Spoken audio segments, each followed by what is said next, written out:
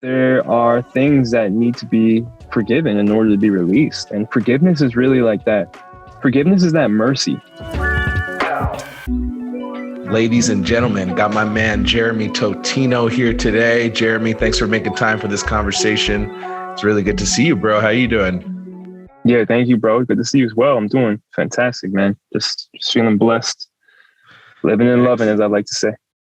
Excellent. Well, it's always a good conversation when you're in the building. So to kick us off here, just to let the listeners know a little bit about you. Yeah. So first and foremost, my name is Jeremy Totino.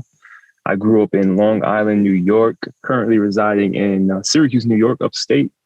And I do somatic coaching. You know, I really utilize body and breath work. I spent like the last 8 years as a licensed massage therapist. And I just utilize these practices to help myself and others break through emotional blockages and really just reconnect to the body and move through anything that hasn't been processed, you know, because we hold so much in the body. And other than that, I'm a father of a 9-year-old girl. I'm a son, a brother, and just a lover of life.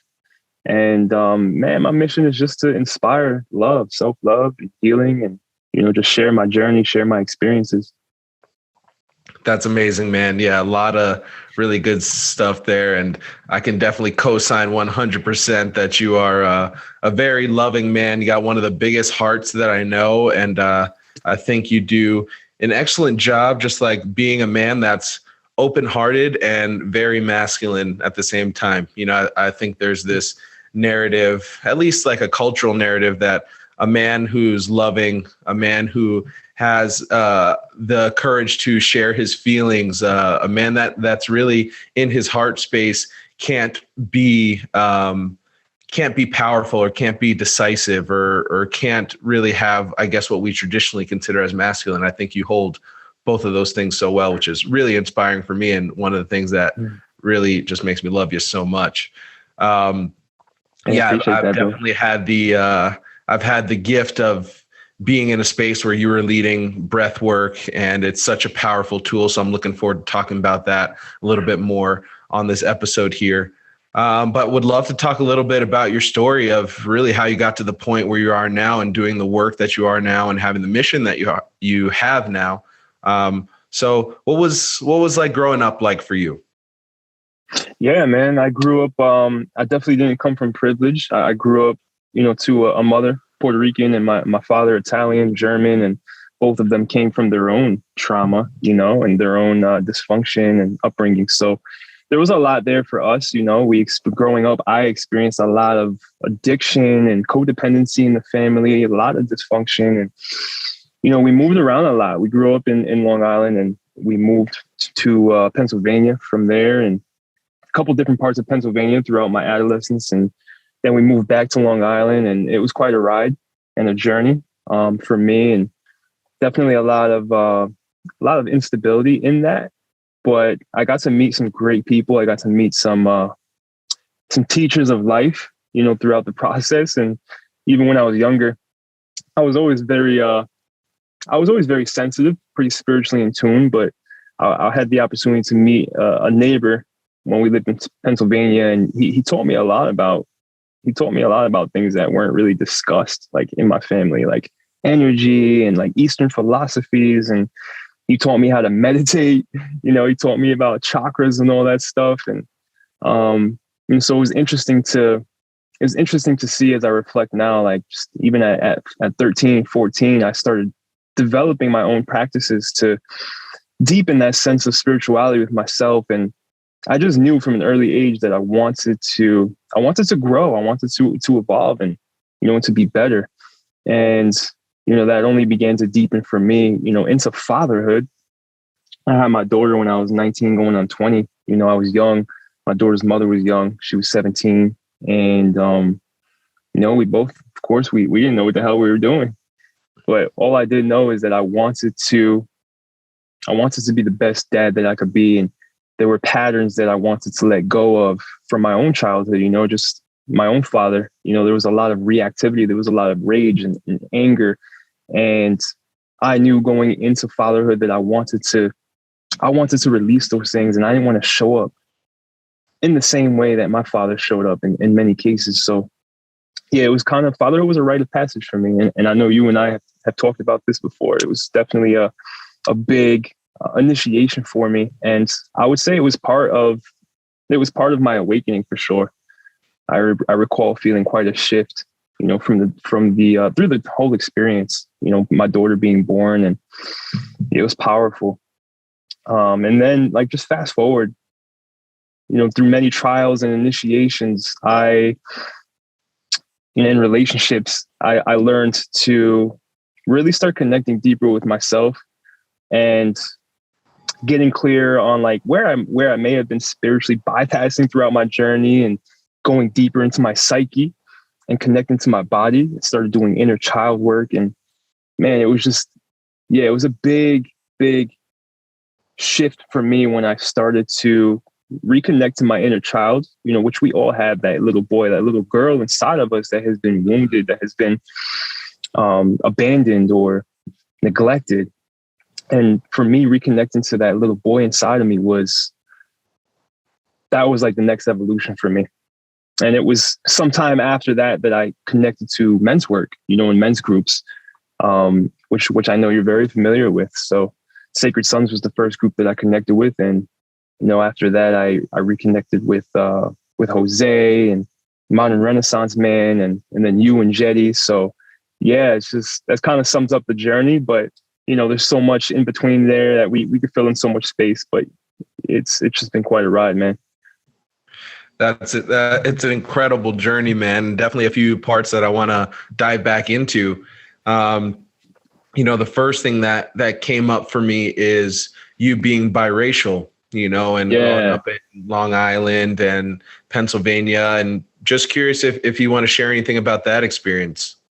Yeah, absolutely, man. I think myself and many other biracial people in my circle that I've spoken to can relate to the fact that like it's kind of a gray area sometimes, because it's like, you know, we feel, at least speaking for myself, I have felt there were many times where I felt like I just didn't fit in, you know, like I didn't fit in with this crowd or that crowd.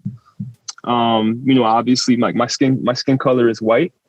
However, I'm Latino. So it was interesting. Social dynamics were interesting in high school. I was fortunate enough that in Long Island, it was very diverse, very culturally diverse.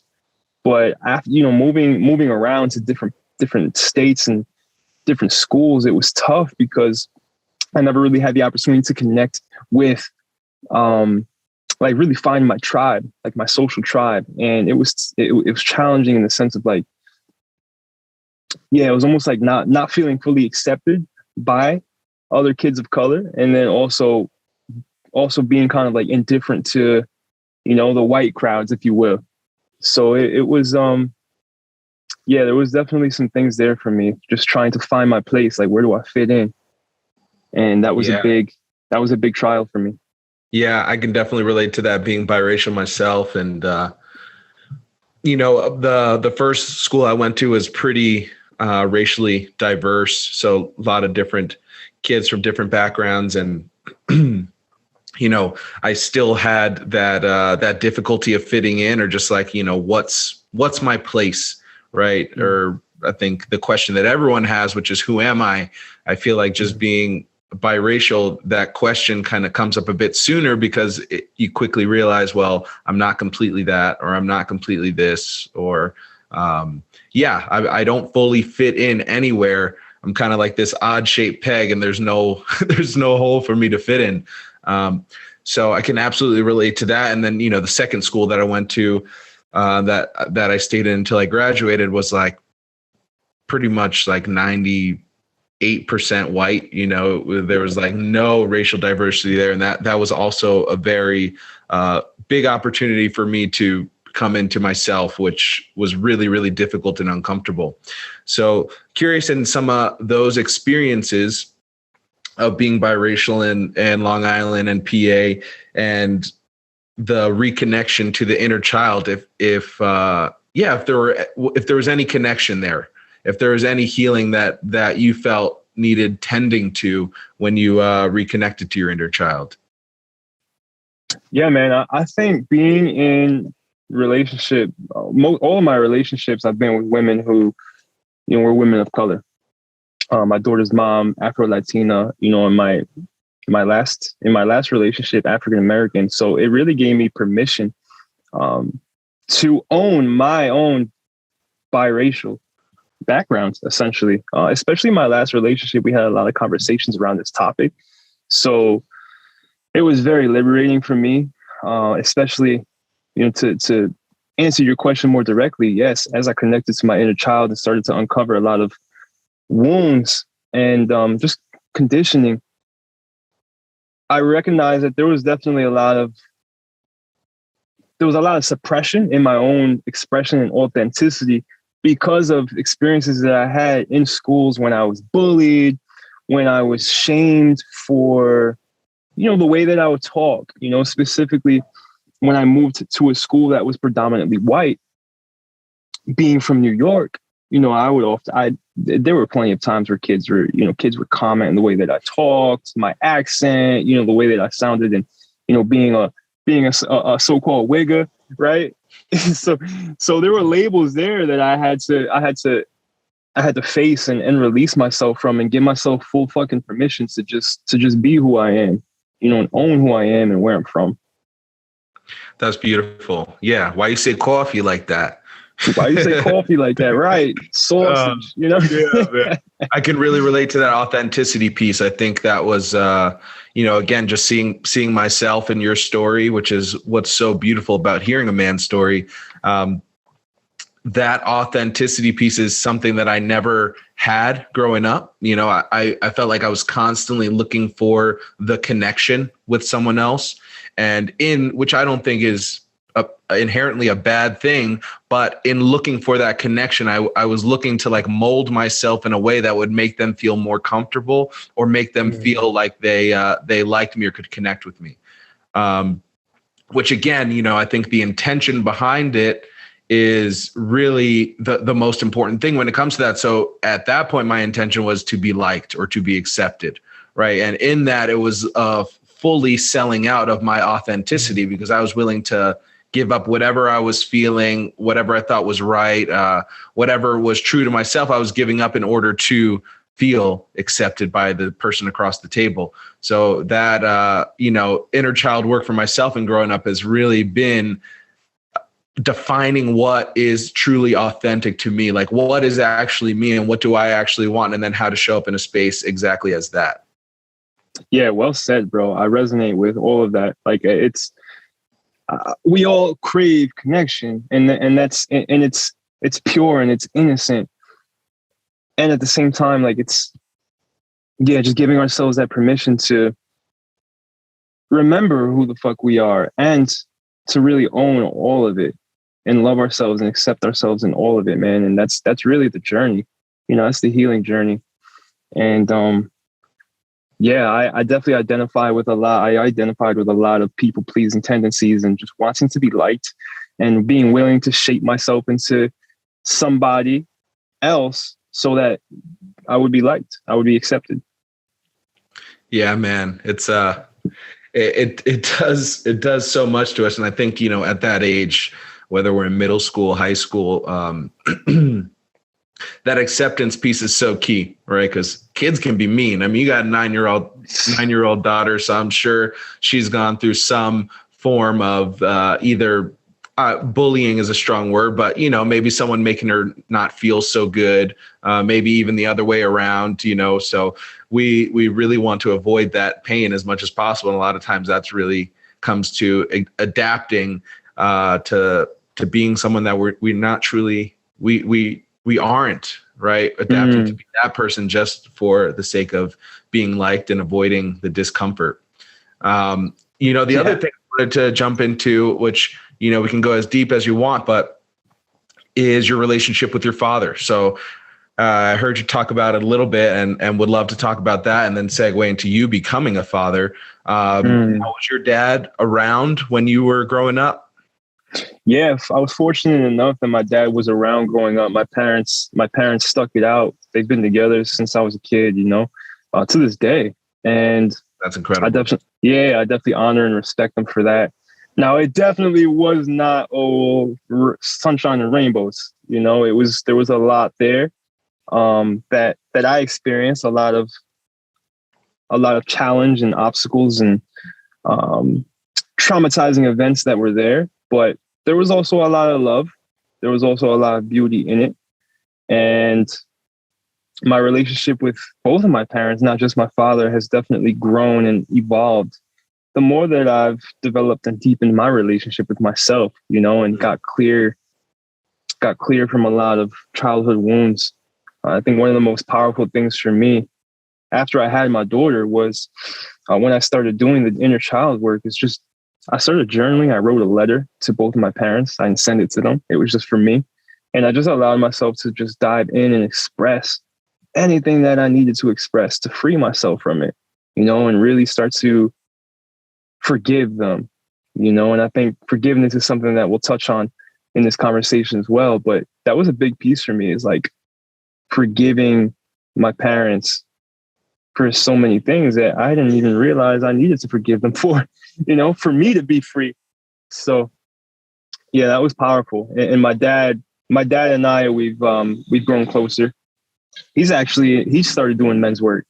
Yeah, he just connected with a men's group locally this last month. So that's been big. It's been powerful to see him step into that. Yeah, to see him step into that space just from watching my journey. And man, it's been huge. That's incredible, man. So I guess as far I know, rage and anger were, you know, two things that you said that essentially, you know, those are the things that you wanted to heal, right? Or those are the things that you wanted to intentionally not pass on, stop with you.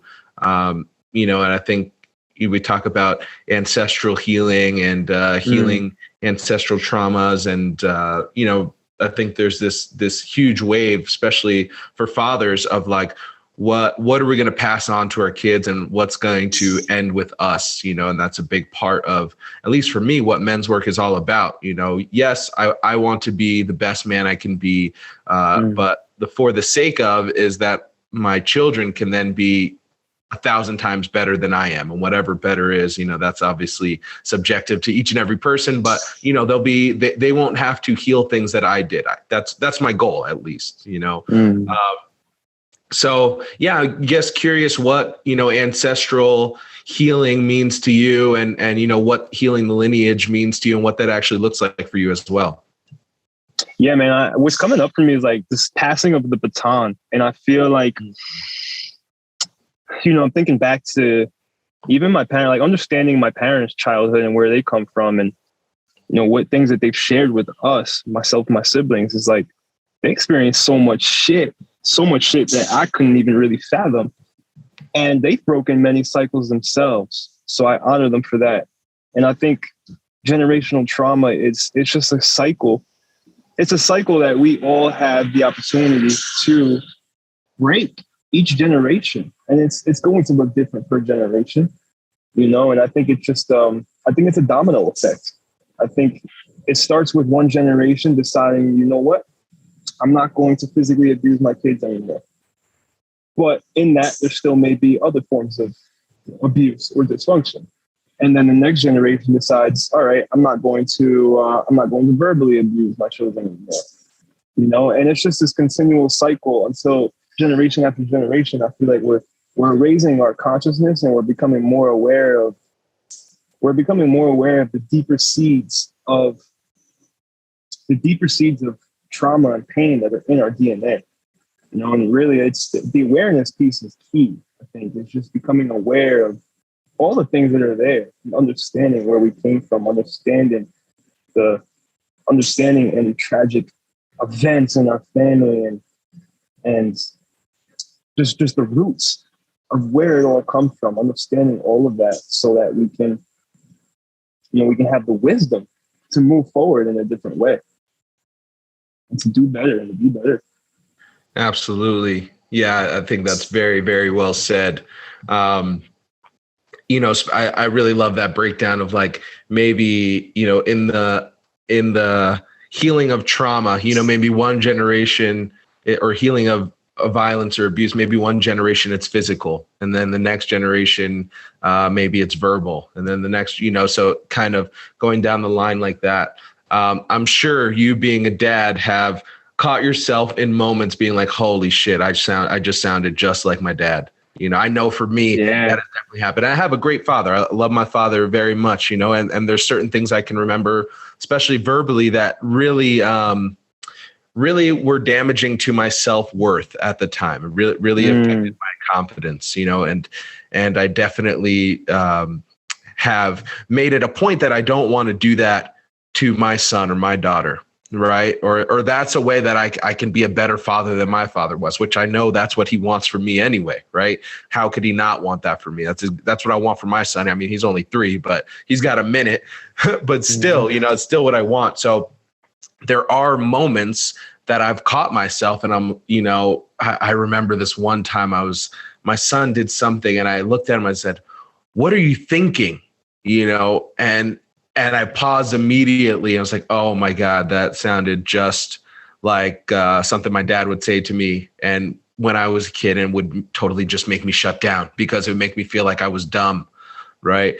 And I caught myself immediately. And obviously I felt terrible about it. But all that story is to lead up to forgiveness, which is something that we wanted to dive into a little bit deeper today. So that this is obviously just one avenue where forgiveness can come up. There's so many ways, and we can dive into a bit more, but just starting with that, have you found yourself in moments falling short of what you would like to demonstrate and how you would like to act as a father? Hell yeah, man. Absolutely. Yeah. I've often reflected like, man, I'm grateful God gave me a daughter, a little girl, because I feel like for me, having a boy may have brought up different challenges, may have made me a little more unhinged in certain aspects as far as being reactive. So I think, having my little girl, there were definitely moments though where I've caught myself being like kind of controlling, and being reactive even. And for me, like, I'd shame myself essentially because I'd recognize it, and then I'd say, oh man, I'm being like my dad. I'm being reactive. I'm being angry. I'm being rigid. And to be clear, like that, that wasn't my dad all the time. I love my dad, and we had many, many great playful moments. He was very affectionate, very loving father, which I really appreciate. But there were just, dealing with conflict and dealing with stress as a parent was something that my parents weren't very good at. So I picked up those things, it wasn't until I started to become aware of those things that I could work through them. But I just wanted to, there were many times where I just wanted to control my daughter, and I just caught myself in those patterns, and it was like, no, we're not doing this.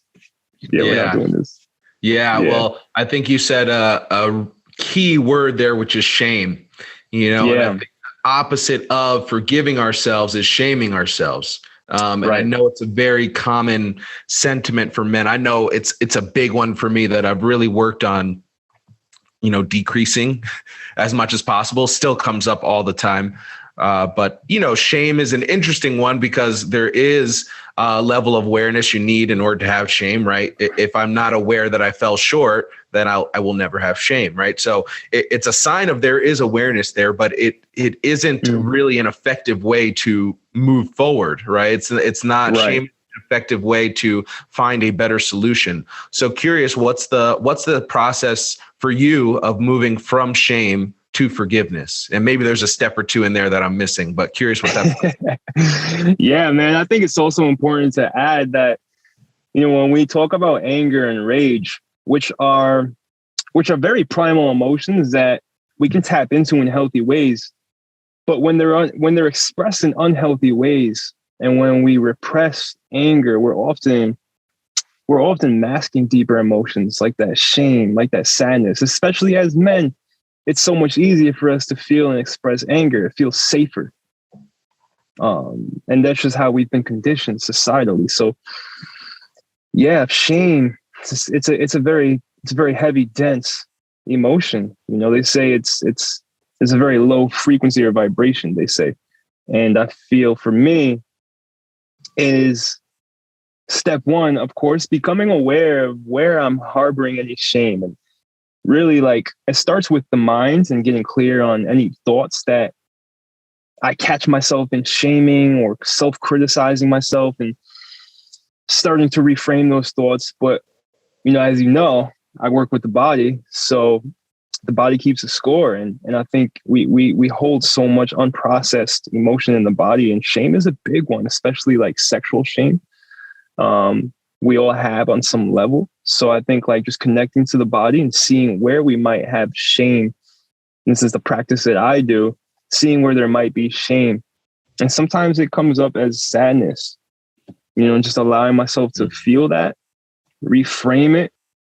And especially if most shame is self-shame, right? Like if I'm triggered by somebody, if somebody's shaming me, essentially it's just reflecting back to me parts of myself that I'm shaming or where I'm holding on to shame. So I take that as an opportunity to just really sit with myself and check in with myself and make a list of like, what are some thoughts that are self-shaming that I've caught, you know, and just really, develop. It's a practice, you know, forgiving the self, moving past shame. It's a practice. Yeah. Would you say it's essential to move past shame in order to get to a place of forgiving yourself? Yeah, big time, man. I mean, we like any emotion, really, we have to feel it. We have to feel it in order to heal it, in order to release that and free ourselves from the weight that it has on us. So I think, you know, just learning to, again, come back to the awareness, but even more important than the awareness, and something that I have learned in my process, in my journey, is like, we can have all the awareness in the world, but if we don't have self-compassion, then it's going to be very difficult to move through that shame. It's going to be very difficult to move through any difficult emotion or pain or trauma that we have, because we actually have to be compassionate with ourselves, you know. And that's why inner child work is so huge, because it's like approaching the self from the perspective of how would I speak to a child, you know? Right. Well, it sounds like the shame processing that you just walked us through is really effective in allowing ourselves to get to a point of compassion, which I think is a major key when it comes to forgiveness. So one more time for, you know, the men out there that are listening, that I'm sure each and every one of them has some aspect of self-shame in them. Will you just walk us through just the logistical, what it looks like to do this shame processing work? Yeah, absolutely. So I say start with mindfulness, not just meditation, but just check in with yourself. Become clear on any thoughts where you're shaming or criticizing yourself. Shame can mask itself as, you know, maybe it's like, I'm not good enough, or I'm not worthy of love or money or finances or success. You know, there's so many stories that we can have, so many unconscious stories that we can have that feed into this shame. So just get clear on these things, get clear on these thoughts, write them down, and start connecting to the body. You know, the body tells no lies. You know, so we can pick up on contractions in the body, tension, pain. All these things can be harboring shame. You know, so we can get clear on these things and allow yourself to. It's not easy. It's scary at first, for sure, but just allowing yourself to feel those things, allowing yourself to get clear on what's there, what stories may be attached to them, and literally just affirming to yourself over and over again, I forgive myself for fill in the blank, you know. And and just know that you're not alone. Like no man is alone. We all have shame. We all have shame. Like, it's without a doubt. Yep. Yeah, I think one, thank you for that practice, because it's something that I'm going to try. And two, it's the funny thing about shame is like the more you speak it, the less it weighs, right? The less power it has over us. And I know some of the things that I've been most shameful in my life. Once I came into men's work, I was like, yo, I will never share this shit with anyone. And once I kind of had the trust, I suppose, I gave myself permission to take the risk. And I remember, kind of one of my first times sharing something that was very shameful, and it being received, not being made bad because of it, not being made fun of because of it, no negative, nothing negative about sharing it. In fact, it was mostly positive in the sense of people being like, you know what, I've been there too. I've done that too. I felt that too. And immediately that shame, I just think of it as like, I don't know, like a red ball, right? Just like getting a little bit smaller, a little bit smaller, a little bit smaller till it really comes to a place where I feel I'm able to manage it or really just heal it. So thank you for dropping that, man. I guess, what I'm really curious about is forgiveness and grace, and I think everything has been leading up to these two things. So, why don't you just like define both of those things and kind of where they fit in your life, and really why you see them as so important that they're part of your mission? Yeah, they've really become some pretty deep values of mine. And forgiveness for me, I had a dear brother reflect this back to me, actually like a few months ago. Our brother Boy, shout out to Boy. Shout out to Boy. Yeah, we were in conversation and I was sharing some things with him, and he dropped that word forgiveness. And he's like, brother, like I see you, and I feel like there's things that I feel like there's a lot of forgiveness for you to do, it's like self-forgiveness. And I was like, yeah, man, I really feel that.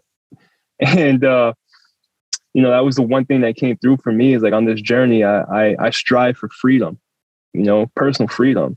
And I recognized, as I really sat with that and started practicing forgiveness, like forgiveness is the golden key to freedom. Because we all have at the root of much shame that we have, shame and pain, and self-inflicted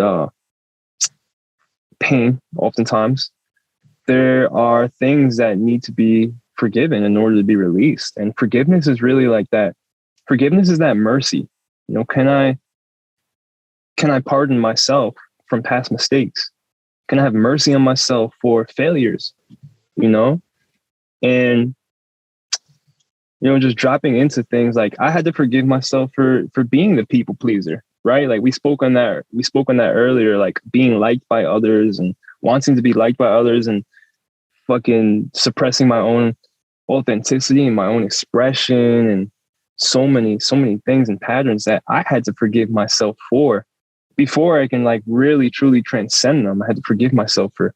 So that's been a huge part of my process. And grace is like just that compassion, man. Just that compassion, and that knowing that, grace is really defined as like that, having that unmerited, like we're all worthy of unmerited love and recognition, through the grace of God.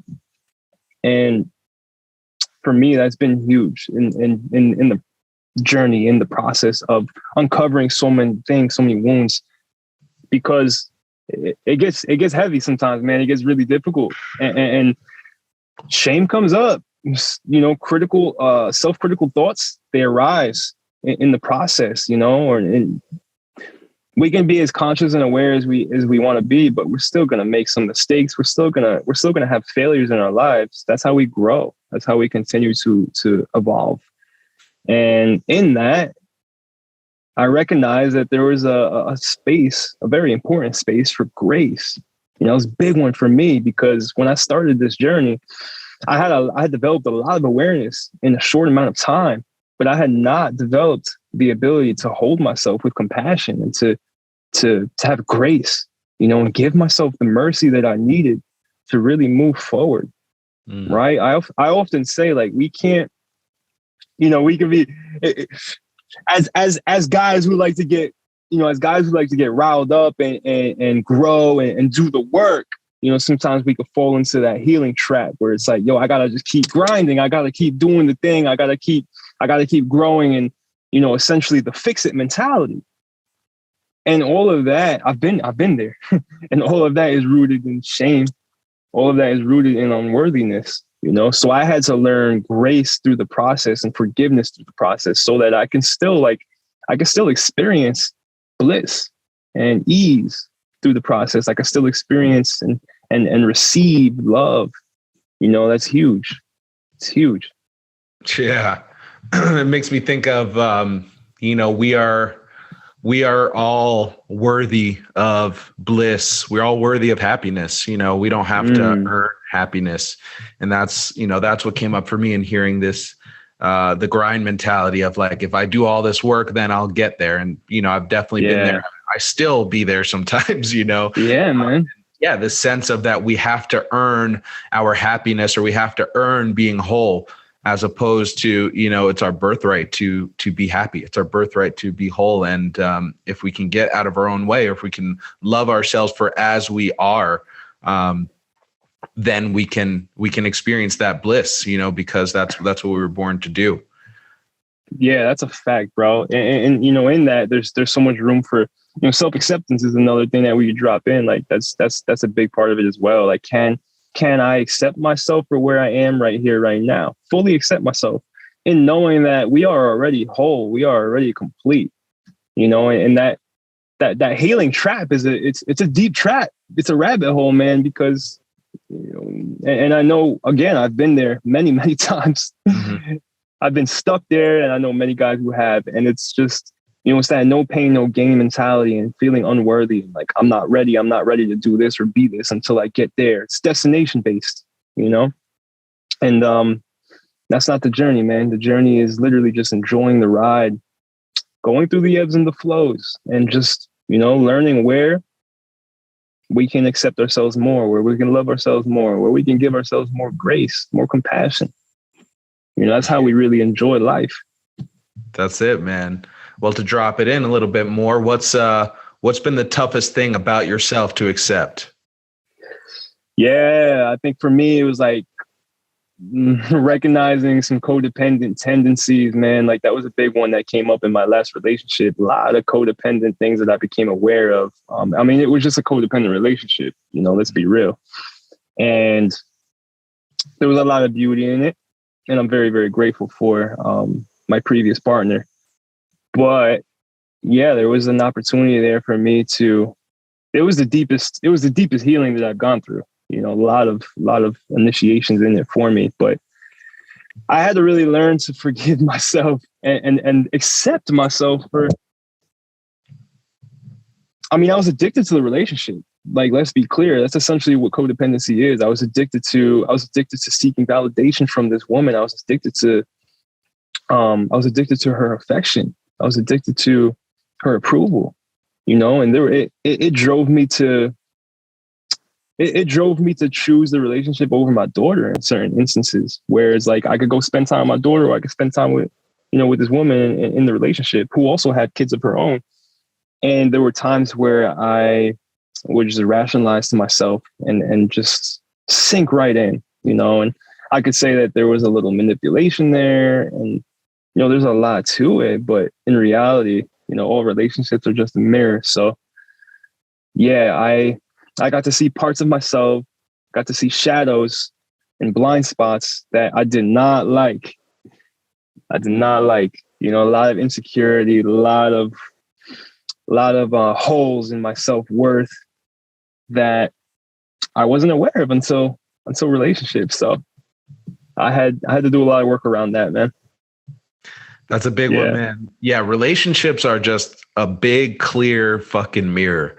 And they're really tough to look into sometimes. I've been with my wife for almost 10 years, married 4, and still to this day, there's just so much that comes up in the relationship that's like just a direct reflection of what's going on within me.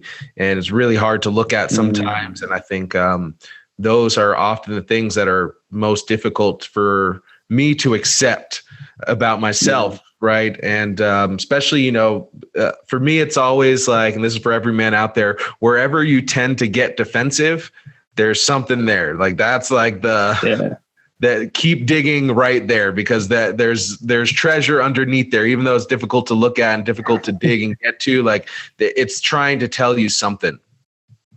Yeah, that's a fact, man. It's like where I like to think of it as, I always come back to the body. I like to think of it as like where, when we get defensive or where we contract, where do we feel those moments in relationship? Let's use relationship as an example. Those moments where we feel tension and contraction and we feel defensive, because something was said or something happens between your partner and yourself. And it's like, yeah, those are the moments. That's the thing. That's the signal. Like there's something there to take a look at. And it's challenging. It's challenging. I'm learning that it really takes, it takes a lot of courage to take a look at those things. For me, my practice is like, where can I soften? Can I soften? Can I open my heart? Because where we close our heart is in those moments where we're defensive and we contract and we get resistant and tense. That's where we close our heart. And I like to think of it as like, how can I open my heart? How can I soften? Yeah, that softening definitely was a learned skill for me, and still learning it. If you talk to Jetty or any of the other guys that know me pretty well, they'll definitely, they're always cracking on me for not being emotional or not, really not being connected to my feelings, and just really kind of being a pragmatic type person. Because for a long time, I did not see the value in feeling my feelings, right? I was like, well, what's the point of being sad about or being, upset about this thing that occurred when that's not going to solve my problem, right? It's like, well, bypass all that, get to the solution, that'll actually make me feel better. And I truly believe that for quite a while. And I still act that out. At this point now, at times, even though I can rationalize, kind of goes back to what you were talking about earlier, is that awareness is just one small aspect of this, right? The body keeps the score, and we can be aware of exactly what we're supposed to do or exactly how things should act out. In this case, feeling my emotions when some difficulty arises in my life, I'm aware that that's helpful, but I still, that program is still in there for me to just go to solution mode, fuck my feelings because they're not going to help me out, and just solve the problem, right? As opposed to, when I do open my heart and I do soften, that processing of those emotions, the biggest ones that come up for me are anger, frustration, and sadness. Those are the top three that come up for me. And so when I do allow myself to process those, feel those, and act those out in a healthy manner, I find that the solution comes a lot easier. Like I don't have to will myself into finding a solution or will myself into taking the necessary actions in order to solve the problem. Like it all just happens way more naturally. I know that's a little ethereal, right? And all that, but it's a fact, man. That's just how it shows up for me. No, that's beautiful, man. I love that you acknowledge that and you have that awareness, and thank you for sharing that, man. I think it speaks to definitely some things that I resonate with. Like, I think most of us men can identify with the fact that like, it's, we're logical most of the time. It's easy to be logical. We want to fix the problem and come up with solutions. And, I often joke like, man, relationships, they're just not, it's not a broken faucet that we can fix, and we have to, it's really about like, I like to say, what's coming through for me is like, we're victims of our own resistance. We resist the feelings because we think that we can logic and intellectualize our way through any problems that arise. But oftentimes what I've discovered is, once again, if I could just soften and practice relaxing into any resistance that I feel, into any tension and contraction, the answer may more than likely most of the time reveal itself, once we allow ourselves to feel. And yeah, I mean, emotions are energy in motion, as most of us have heard. And oftentimes we can't logic through them. We can't intellectualize through them. So I've deepened my practice with just allowing myself to feel emotions in the body without having to understand, like, where is it even coming from, right? Because usually there's a thought or a story that emotions can be attached to. When we feel the anger, when we feel the frustration or the shame, there's a thought or story attached to it. But sometimes it doesn't reveal itself. I used to try to just bypass the emotion and get to the fucking root. But sometimes it doesn't reveal itself until I actually just feel it. You know, so it's like feeling our way through any obstacle, essentially, or any challenge usually is the way through. Yeah, man. Very, very well said. Well, it makes me think of your power statement. You know, and this is just to give some backstory. You know, how I originally met you was out on the East Coast, and we were going out for Threshold. We were going out for your 4-day fast, 4 days, 4 nights in nature by yourself, right? So I was one of the co-guides of that experience and got to witness you. It was such a beautiful way to meet a man, you know, because I get to see you in your process of really claiming your manhood and really stepping across a line that you drew in the sand to this next phase, next chapter of life. So, you know, in the process of preparing to go out for those 4 days and 4 nights for you to be by yourself, you came up with a power statement. So will you tell me your power statement, and then, you know, really what it means to you, how it's helped you, and how you hold it? Yeah, totally, man. I'm a bold and courageous man of faith who heals with his love. And proclaiming that was a big one for me. And, you know, it's funny that you brought this into the space because recently with my brother Boy, we had talked about, I'm feeling it's time for me to shift and change that statement a little bit, but we'll dive into that at some point. But even so, that statement for me, it carries a lot of weight and importance. And, you know, as I say it now and just reflect on where I am currently in this current season, I'm like, yo, like it really hits and resonates for me, because I've had to be bold and courageous in the way that I show up, and to continue to be authentic and to express myself. And, you know, my motto recently has been, I'm just going to allow myself to experiment, experience, and express, right? Like even showing up on social media and just getting my voice out there. A lot of that took for me to just boldly start to be myself and express myself, and, you know, be courageous about how I approach my own expression. You know, be courageous about how I approach my healing, which is through the feelings.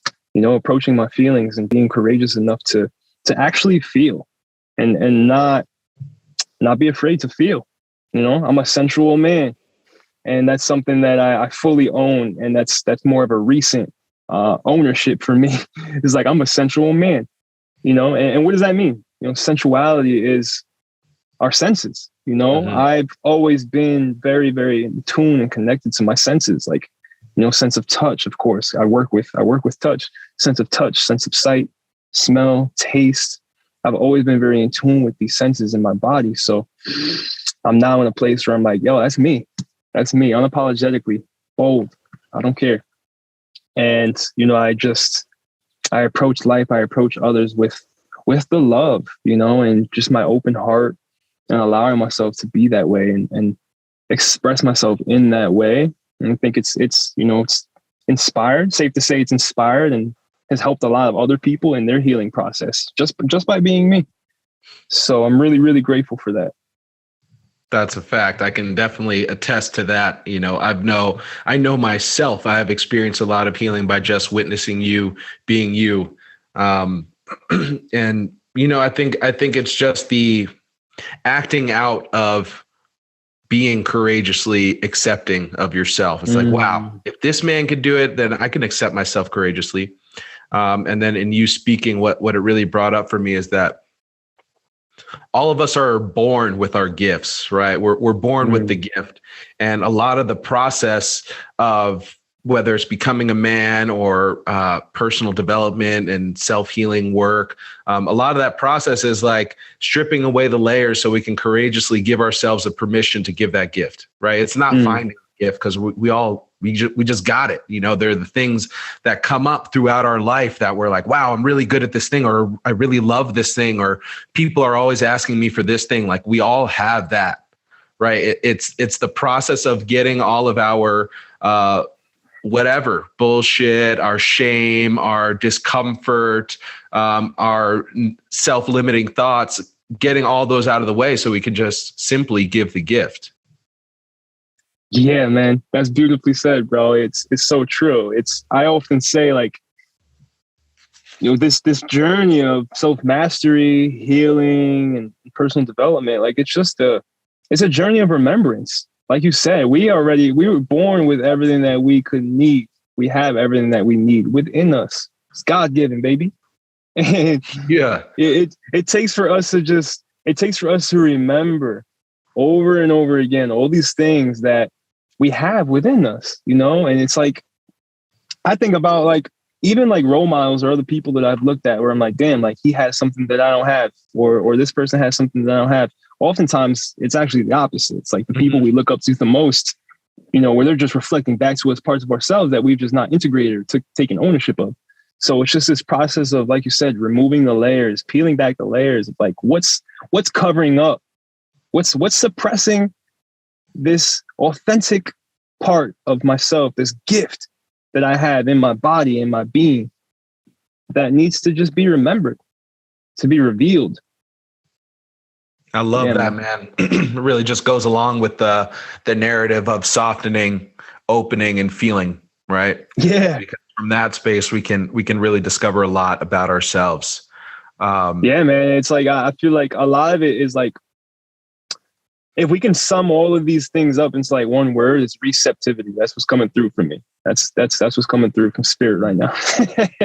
Receptivity. And that's something that has come up for me, is like, how can I be more receptive?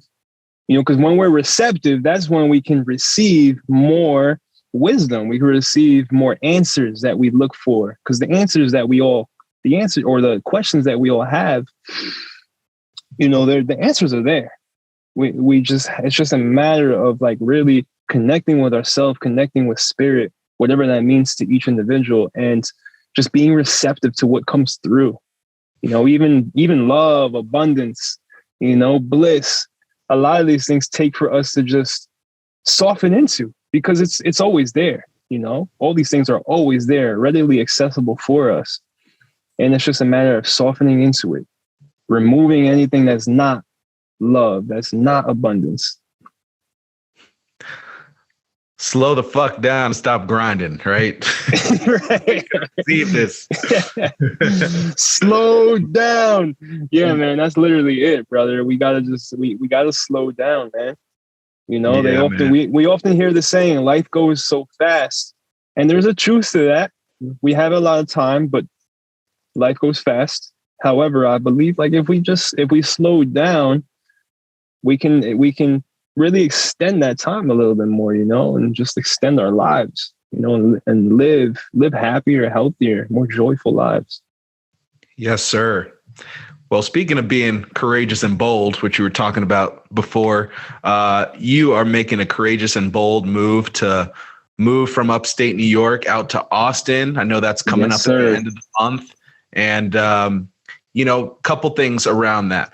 Curious, what made you choose Austin, right? Or really this big shift? And I know it also involves being farther away from your daughter. So I know it had to take it takes a lot of courage and a lot of self-trust to make a decision like that. So just curious what that process was like for you to, you know, really make this huge life decision that I know is for you and your family's greatest good.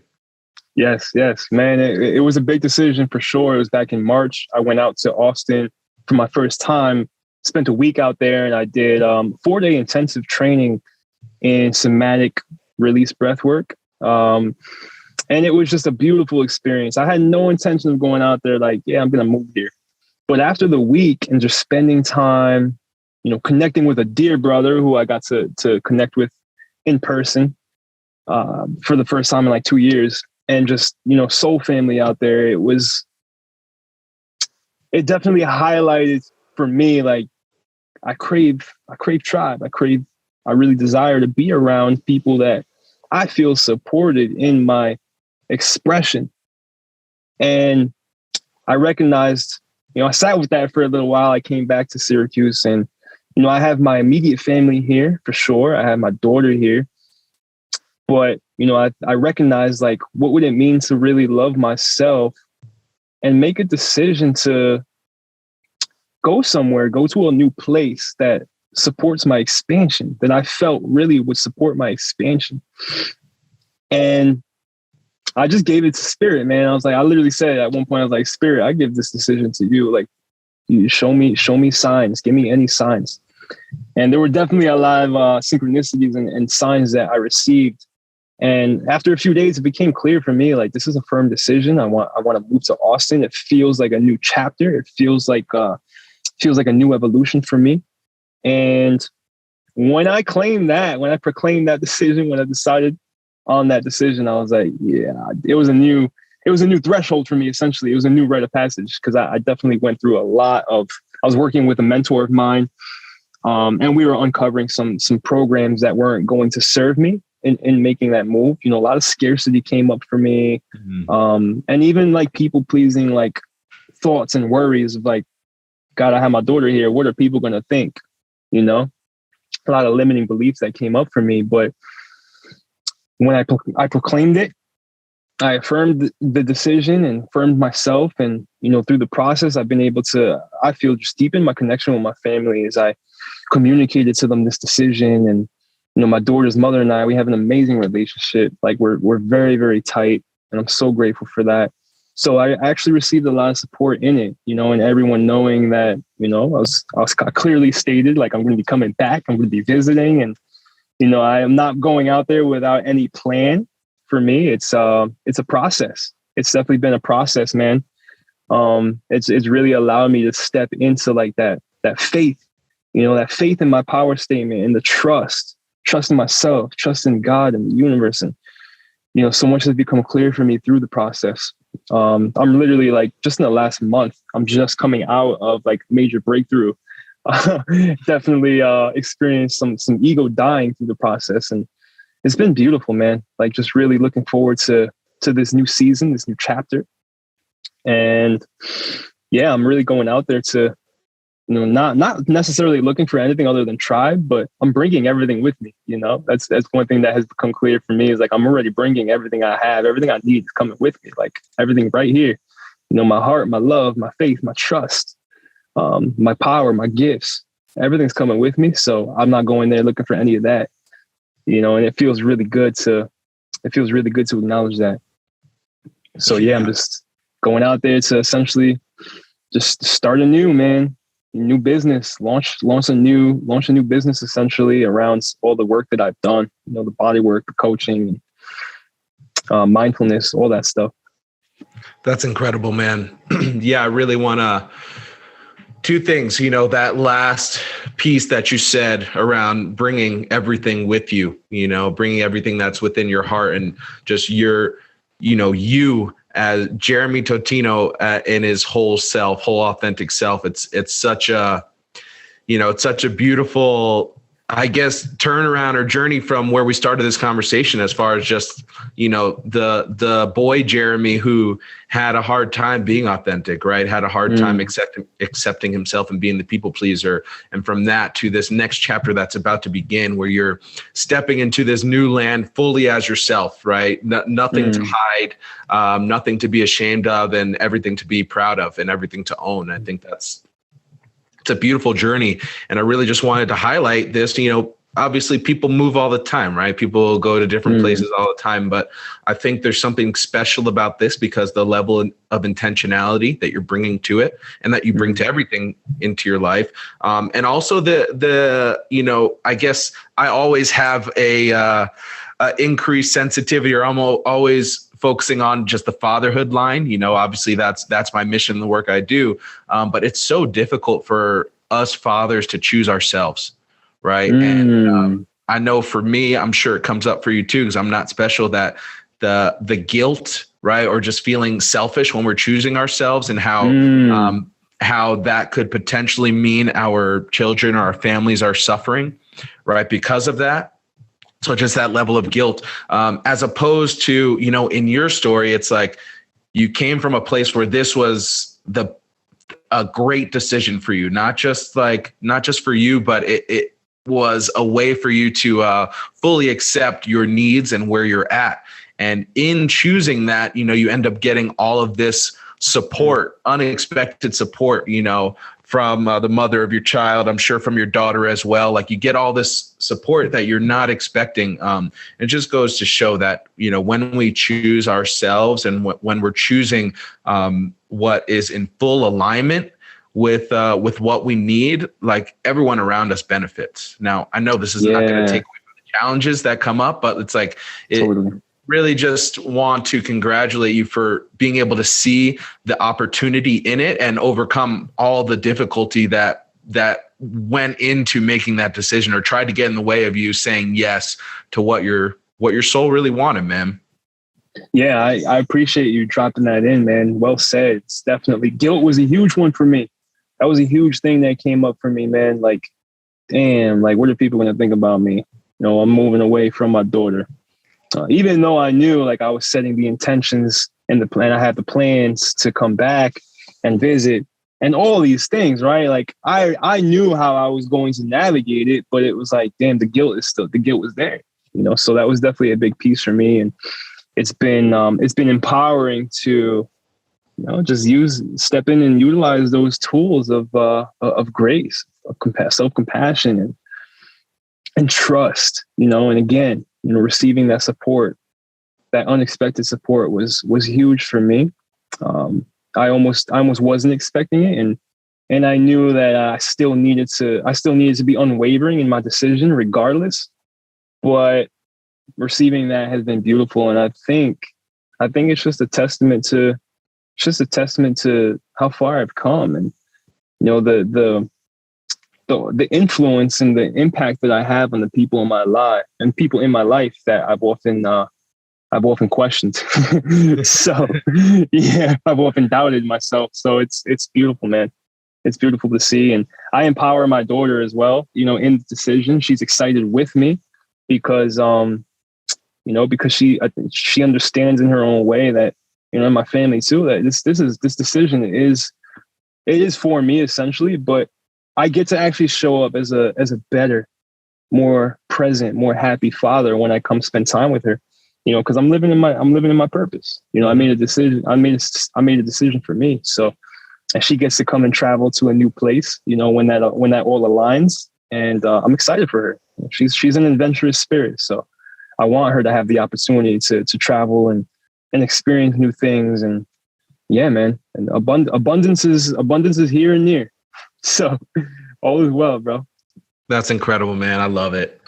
Well, Jeremy, time flies when you're having fun. So let's bring this to a wrap here. So first and foremost, any last message you want to leave for the listeners here?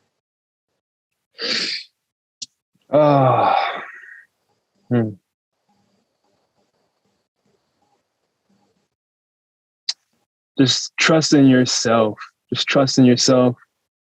And lean into love, whatever that looks like for you. Lean more into love.